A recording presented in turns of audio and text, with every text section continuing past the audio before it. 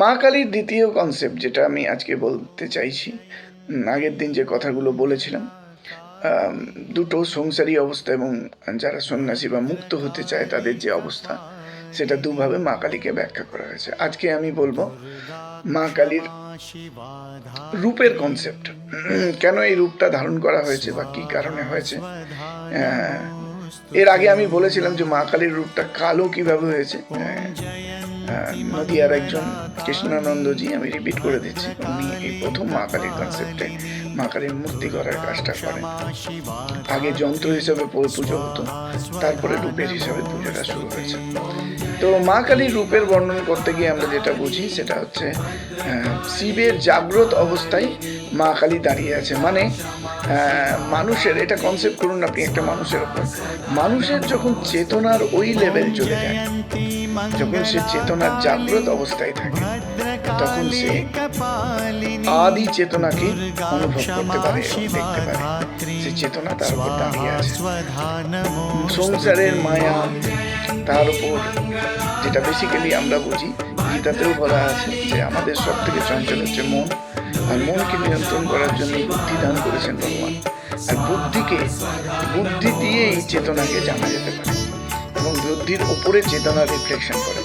Same জিনিস, শিব সব রূপে নিচে শুয়ে আছে এবং চোখটা খোলা, মানে জাগ্রত অবস্থায় সে সমাধিস্থ হয়ে দেখতে পাচ্ছে, তার উপর সেই আদ্যা শক্তি চেতনা তার উপর জাগ্রত। এবার কনসেপ্ট হচ্ছে মা কালীর, আপনি যদি দেখেন বাঁ হাতে খড়গ এবং মুন্ড এবং গলায় মুন্ডের মালা। তো অনেকেই ভাবে যে কেন মুন্ডমালা, কেন মা কালী তো আদি দেবী, যে সময় ব্রহ্মাণ্ডের রচনা হয় না, উনি আদ্যা শক্তি মহামায়া, ওনার দ্বারা এই সমস্ত রচনা সৃষ্টি, তাহলে মুন্ডমালা উনি কোথা থেকে পেলেন?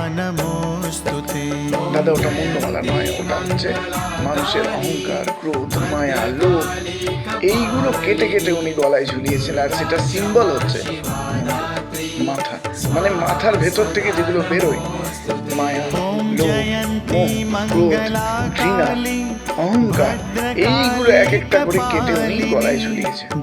এবং আপনি অদ্ভুত লক্ষ্য করবেন, তার হাত দিয়ে তার বস্ত্র পরা। হাত কেন? হাত হচ্ছে সেই অস্ত্র মানুষের, যেখান দিয়ে মানুষ বাজে কাজটা করতে সাহায্য করে এবং বিভিন্ন জিনিস স্পর্শ করতে চায়। এবার মা কালীর আমি পঞ্চ জ্ঞানেন্দ্রিয়ের ব্যাপারে বলি। দেখুন, উনি মহাকালী এবং জীবটা বেরোনো। জীবটা কেন বেরোনো? তার মানে হচ্ছে যে নিজের বাপ, নিজের কথা সব সময় বিশেষ তো ভেবে চিনতে বলতে হয়। অযথা কোনো বিষয়ে তর্ক করতে নেই এবং অযথা কোনো জিনিসকে নিয়ে বাড়াবাড়ি করতে নেই। কথা মার্জিত হিসেবে বলা উচিত। সেই জন্যই মা কালী কিন্তু জীবটা বাইরে। এবার তার রূপ কিন্তু কালো। কালো কেন? এটা একটা মজার ব্যাপার। কালো এই জন্যই কারণ সংসারের যত অন্ধকার আছে, সেই অন্ধকারকে উনি নিজের মধ্যে সমাহিত করেন। মানে যত রকমের নেগেটিভ এনার্জি আছে, সব ওনার শরীরে গিয়ে সমাহিত হয় এবং তার ফলে একটা পজিটিভ এনার্জি তৈরি হয়। আমরা জানি মাইনাস মাইনাসে প্লাস হয়, সেই রকমই সমস্ত নেগেটিভ শক্তি তার মধ্যে বিরাজ করে দেন এবং পজিটিভ এনার্জি তৈরি হয়। দ্বিতীয়ত, ওনার দেখতে পাবেন লাল, বিভিন্ন জায়গায় রক্তের সিম্বল দেওয়া আছে। রক্তের সিম্বল এই জন্যই আপনি যত উগ্র হবেন তত আপনার রক্ত খরণ। মা কালী উগ্র, সেই জন্যই ওই লাল দিয়ে সিম্বলটা করা আছে। আমাদের পাঁচটা ইন্দ্রিয়, যেমন হচ্ছে চক্ষু, কর্ণ, নাসিকা, জিহ্বা আর ত্বক, এই পাঁচটা ইন্দ্রিয় পাঁচটা জিনিসকে ভোগ করে। গোটা পৃথিবীতে প্রত্যেকে আমরা এই পাঁচটা জিনিসকেই ভোগ করার জন্য এসেছি এবং ভোগ করি। সেটা কি কি? শব্দ, গন্ধ, স্পর্শ, রস আর দৃষ্টি। এই পাঁচটা জিনিসকে আমরা সব সময় প্রত্যেক মানুষ।